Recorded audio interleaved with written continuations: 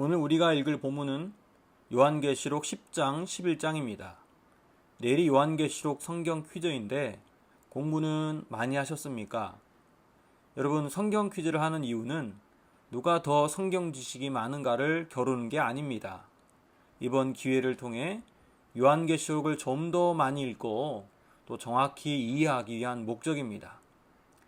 그럼에도 성경 퀴즈를 준비하면서 다시 한번 느끼셨겠지만 요한계시록이 참 쉬운 책이 아니지요. 여러분, 그렇다고 요한계시록이 무슨 대단한 비밀을 가진 책처럼 신비롭게 대할 것은 아닙니다. 사도 요한은 로마 제국의 핍박 가운데 있는 그리스도인들에게 궁극적으로 하나님의 소망을 주기 위해 이 책을 기록했습니다. 불안과 두려움을 조성하려는 의도가 아닙니다.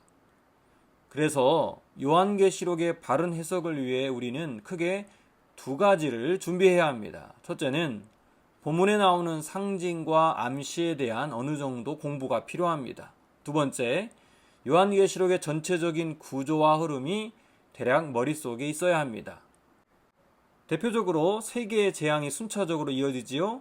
일곱인, 일곱나팔, 일곱대접재앙이 이어지는데 비슷한 내용이지만 그 심판과 재앙의 강도가 깊어집니다. 이 전체적인 흐름을 숙지해야 요한계시록을 읽고 해석하기가 훨씬 수월합니다. 이 전체적인 흐름에서 한 가지 기억할 점이 있습니다. 일곱인, 일곱나팔, 일곱대접 이 세 재앙이 그냥 쭉 이어지는 게 아니라 중간중간 다른 내용이 삽입되어 있다는 것이죠. 이것을 막간이라고 합니다. 여기서 막간은 원래 연극에서 한 막이 끝나고 다른 막이 시작될 때 그 사이를 말합니다. 요한계시록도 세 재앙이 쉬지 않고 이어지는 게 아니라 중간중간에 이 막간이 있습니다. 바로 오늘 본문이 두 번째 재앙 시리즈인 일곱 나팔 중에 일어난 일을 기록하고 있는데요. 여섯째 천사가 나팔을 불고 난 이후 일곱 번째 나팔을 불기 전에 또 다른 이야기가 삽입되었습니다. 앞서 말씀드린 대로 이것을 막간이라고 합니다. 요한계시록의 막간의 목적은 하나님의 심판과 재앙이 점차 고조되고 있을 때 고난받는 교회 공동체를 향한 위로와 새로운 사명을 줍니다. 지금 너희에게 환난이 있을지라도 하나님이 너희를 구원하실 거야. 너희에게는 새로운 사명이 있어 라는 의미입니다. 오늘 보면 10장, 11장은 이들을 향한 위로의 메시지를 주는 동시에 교회가 이 어두운 세상 가운데 어떤 사명을 가져야 할지 말씀합니다. 요한은 여섯째 나팔 재앙 후에 하늘에서 내려온 힘센 천사 하나를 봅니다. 그 천사의 손에는 작은 두루마리 책이 펼쳐져 있었지요. 천사는 요한에게 이 책을 주며 그것을 받아 먹어라 라고 말합니다. 요한이 그것을 받아서 먹을 때 어떻게 됩니까? 본문 10절을 보십시오. 내가 천사의 손에서 작은 두루마리를 갖다 먹어버리니 내 입에는 꿀같이 다나 먹은 후에 내 배에서 쓰게 되더라. 그러면서 천사는 요한에게 이런 사명을 전합니다. 11절 그가 내게 말하기를 네가 많은 백성과 나라와 방언과 임금에게 다시 예언하여야 하리라 하더라. 여러분, 요한이 천사의 손에 들려 있었던 작은 책을 먹었을 때 처음에는 입에서 꿀같이 달았지만 먹은 다음에는 배에서 쓰게 되었다라는 말이 어떤 의미가 있을까요? 지금 생각해보면 참 무식한 공부 방법이었는데 옛날에 영어 공부를 이런 식으로 한 분들이 있었습니다. 수천 페이지 되는 영어 사전을 달달 외운 후에 외우면 한 장씩 찢어서 먹어버리는 거예요. 여러분, 외우면 외운 것이지 왜 사전을 씹어서 먹었을까요? 그냥 암기하는 것뿐만 아니라 통째로 내 거로 만든다는 상징적인 의미가 담겨 있습니다. 오늘 본문에서 천사가 요한에게 책을 갖다 먹으라는 말도 마찬가지입니다. 하나님의 말씀을 통째로 삼켜서 그의 몸으로 완전히 흡수시킨 것입니다. 말씀의 선포자는 앵무새처럼 전해 들은 말을 반복하는 사람이 아닙니다. 그렇다고 자기 생각 말하는 게 아닙니다. 하나님의 말씀이 선포자에게 체화되어 우리 삶에 녹아내릴 때 참다운 복음의 증인이 될 수 있다는 의미이지요. 요한이 먹었던 책이 입에서 달았지만 배에서는 썼다는 것은 여러분 어떤 의미가 있을까? 세상에서 제일 힘든 것 중에 하나가 언행일치입니다. 말과 행동이 함께 가는 것이지요. 언행일치를 이루는 삶이 매우 어렵습니다. 왜 그럴까요? 말을 뱉기는 쉽지만 그 말을 내 행동으로 옮겨낼 때는 땀과 눈물이 필요하기 때문입니다. 손해를 감수해야 하고 시간을 들여야 하고 인내가 필요한 일입니다. 우리가 처음 은혜를 받아 복음의 능력을 경험할 때는 세상을 모두 가진 듯하고 행복하고 황홀한 느낌을 받습니다. 주님 말씀을 듣고 깨달을 땐 정말 송이꿀보다 달다고 느껴집니다. 그러나 그 말씀대로 살아가고 복음을 전하는 일에는 쓰디쓴 고난이 따르기 마련입니다. 11장에 나오는 두 감람나무와 두 촛대로 대표되는 두 증인의 삶이 그러했습니다. 이들은 예수님이 걸으셨던 십자가의 길을 쫓았고 복음을 증언했지만 무적행으로부터 올라온 짐승에 의해 무참히 죽임을 당합니다. 그러나 예수님이 부활하셨듯 그들도 하나님께로부터 생기가 들어와 부활합니다. 그리스도인의 길, 사명자의 길은 이렇게 달콤함과 쓰라림이 반복됩니다. 말할 수 없는 기쁨이 있고 때로는 표현할 수 없는 고통이 닥쳐오기도 합니다. 하나님 우리에게 주시는 위로는 값싼 위로나 무책임한 현실 도피적 위로가 아닙니다. 복음적인 종말론 신앙은 죄악 세상을 도피하는 게 아닙니다. 오히려 그 속으로 들어가 복음의 능력을 나타내고 예수님의 다시 오심을 증언하는 일입니다. 앞서 함께 부른 찬송가 442장 저 장미꽃 위에 있을 3절 가사를 기억하십시오. 밤 깊도록 동산 안에 주와 함께 있으려 하나 괴로운 세상에 할 일 많아서 날 가라 명하신다. 아멘. 하나님 아버지, 예수님을 믿어도 우리에게 행복과 기쁨만 있는 게 아니라 고난과 슬픔이 찾아옵니다.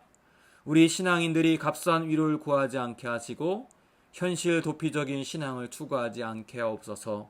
우리에게 당면한 고난과 역경을 당당하게 맞서는 용감하고 믿음직스러운 신앙을 허락하옵소서. 예수님의 이름으로 기도합니다. 아멘. 내가 또 보니 힘센 다른 천사가 구름을 입고 하늘에서 내려오는데 그 머리 위에 무지개가 있고 그 얼굴은 해 같고 그 발은 불기둥 같으며 그 손에는 펴놓은 작은 두루마리를 들고 그 오른발은 바다를 밟고 왼발은 땅을 밟고 사자가 부르짖는 것 같이 큰 소리로 외치니 그가 외칠 때 7 우레가 그 소리를 내어 말하더라. 7 우레가 말을 할 때 내가 기록하려고 하다가 곧 들으니 하늘에서 소리가 나서 말하기를 7 우레가 말한 것을 인봉하고 기록하지 말라 하더라. 내가 본 바 바다와 땅을 밟고 서 있는 천사가 하늘을 향하여 오른손을 들고 세세토록 살아계시니 곧 하늘과 그 가운데 있는 물건이며 땅과 그 가운데 있는 물건이며 바다와 그 가운데 있는 물건을 창조하신 이를 가리켜 맹세하여 이르되 지체하지 아니하리니 7째 천사가 소리내는 날 그의 나팔을 불려고 할 때 하나님이 그의 종 선지자들에게 전하신 복음과 같이 하나님의 그 비밀이 이루어지리라 하더라. 하늘에서 나서 내게 들리던 음성이 또 내게 말하여 이르되 네가 가서 바다와 땅을 밟고 서 있는 천사의 손에 펴놓은 두루마리를 가지라 하기로 내가 천사에게 나아가 작은 두루마리를 달라 한즉 천사가 이르되 갖다 먹어버리라. 내 배에는 쓰나 내 입에는 꿀같이 달리라 하거늘 내가 천사의 손에서 작은 두루마리를 갖다 먹어버리니 내 입에는 꿀같이 다나 먹은 후에 내 배에는 쓰게 되더라. 그가 내게 말하기를 네가 많은 백성과 나라와 방언과 임금에게 다시 예언하여야 하리라 하더라. 요한계시록 11장.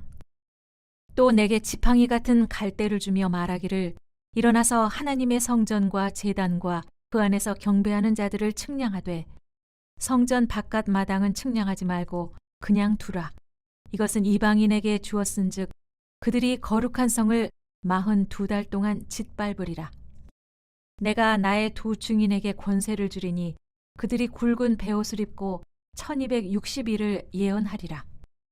그들은 이 땅의 주 앞에 서 있는 두 감람나무와 두 촛대이니 만일 누구든지 그들을 해하고자 하면 그들의 입에서 불이 나와서 그들의 원수를 삼켜버릴 것이요 누구든지 그들을 해하고자 하면 반드시 그와 같이 죽임을 당하리라. 그들이 권능을 가지고 하늘을 닫아 그 예언을 하는 날 동안 비가 오지 못하게 하고 또 권능을 가지고 물을 피로 변하게 하고 아무 때든지 원하는 대로 여러 가지 재앙으로 땅을 치리로다. 그들이 그 증언을 마칠 때에 무적행으로부터 올라오는 짐승이 그들과 더불어 전쟁을 일으켜 그들을 이기고 그들을 죽일 터인즉 그들의 시체가 큰 성 길에 있으리니 그 성은 영적으로 하면 소돔이라고도 하고 애굽이라고도 하니 곧 그들의 주께서 십자가에 못 박히신 곳이라. 백성들과 족속과 방언과 나라 중에서 사람들이 그 시체를 사흘 반 동안을 보며 무덤에 장사하지 못하게 하리로다. 이 두 선지자가 땅에 사는 자들을 괴롭게 한 고로 땅에 사는 자들이 그들의 죽음을 즐거워하고 기뻐하여 서로 예물을 보내리라 하더라. 3일 반 후에 하나님께로부터 생기가 그들 속에 들어가매 그들이 발로 일어서서 구경하는 자들이 크게 두려워하더라. 하늘로부터 큰 음성이 있어 이리로 올라오라 함을 그들이 듣고 구름을 타고 하늘로 올라가니 그들의 원수들도 구경하더라. 그때 큰 지진이 나서 성 10분의 1이 무너지고 지진에 죽은 사람이 7천이라. 그 남은 자들이 두려워하여 영광을 하늘의 하나님께 돌리더라. 둘째 화는 지나갔으나 보라 셋째 화가 속히 이르는도다. 일곱째 천사가 나팔을 불매 하늘에 큰 음성이 나서 이르되 세상 나라가 우리 주와 그의 그리스도의 나라가 되어 그가 세세토록 왕노릇 하시리로다 하니 하나님 앞에서 자기 보좌에 앉아있던 24장로가 엎드려 하늘을 땅에 대고 하나님께 경배하여 이르되 감사하옵나니 옛적에도 계셨고 지금도 계신 주 하나님 곧 전능하시니여 친히 큰 권능을 잡으시고 왕노릇 하시도다. 이방들이 분노하매 주의 진노가 내려 죽은 자를 심판하시며 종 선지자들과 성도들과 또 작은 자든지 큰 자든지 주의 이름을 경외하는 자들에게 상 주시며 또 땅을 망하게 하는 자들을 멸망시키실 때로소이다 하더라. 이에 하늘에 있는 하나님의 성전이 열리니 성전 안에 하나님의 언약궤가 보이며 또 번개와 음성들과 우레와 지진과 큰 우박이 있더라.